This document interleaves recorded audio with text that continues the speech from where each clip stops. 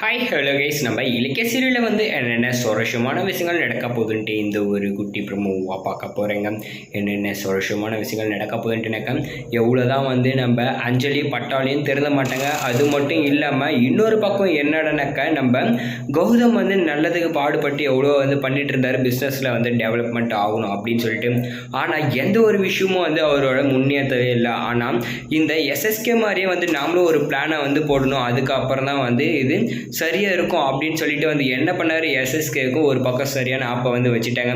இன்னொரு பக்கம் என்னடனாக்கா, இந்த அஞ்சலி என்ன பண்ணுறாங்க, நம்ம இலக்கியாவை தொந்தரவு மேலே தொந்தரவு பண்ணுறாங்க, பிரச்சனை கொடுத்துட்ருக்காங்க. இவ்வளாலே சரி, இந்த பைரவாலே சரி, இவங்க ரெண்டு பேர் தான் நம்ம பொண்டாட்டியை ரொம்ப டார்ச்சர் பண்ணிட்டு இருக்காங்க.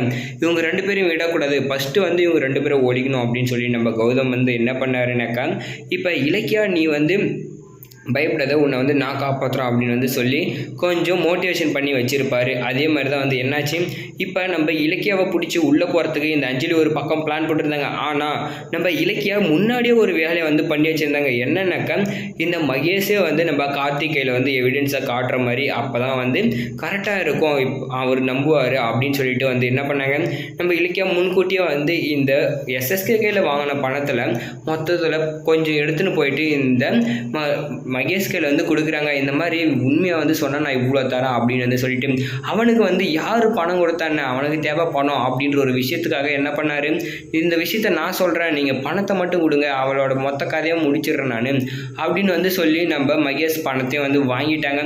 இன்னொரு பக்கம் என்ன நடக்குதுனாக்கா, நம்ம மகேஷ் எல்லா உண்மையும் சொல்கிறதுக்காக நம்ம கார்த்திகிட்ட போகிறாங்க.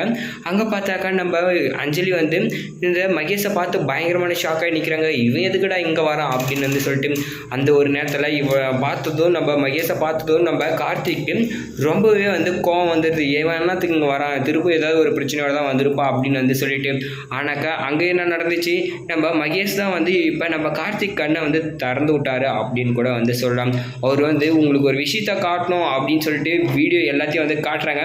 இதை பார்த்ததும் நம்ம கார்த்திக் பயங்கரமான ஷாக் ஆகிறாங்க. இது இந்த மாதிரி ஒரு வேலையெல்லாம் பண்ணி வச்சிருக்காரு, என்னையே கடத்திருக்கா, இவளை இதுக்கப்புறம் நம்ம சும்மா விடக்கூடாது அப்படின்னு சொல்லிட்டு நம்ம மகேஷ் ஆதாரத்தை காட்டுறதை பார்த்துட்டு கோவத்தில் இவர் பேசிகிட்டு இருக்காரு. இப்போ நீ இனிமேல் பொண்டாட்டியே கிடையாது, உன்னை இதுக்கு மேலே விட்டு வைக்க மாட்டேன்டி அப்படின்னு சொல்லி நம்ம கார்த்திக் என்ன பண்ணாங்க, நம்ம அஞ்சலியை அடிக்க ஆரம்பிச்சிட்டாங்க. நம்ம இலக்கியா அப்போ தான் மாஸ் என்ட்ரி கொடுக்குறாங்க.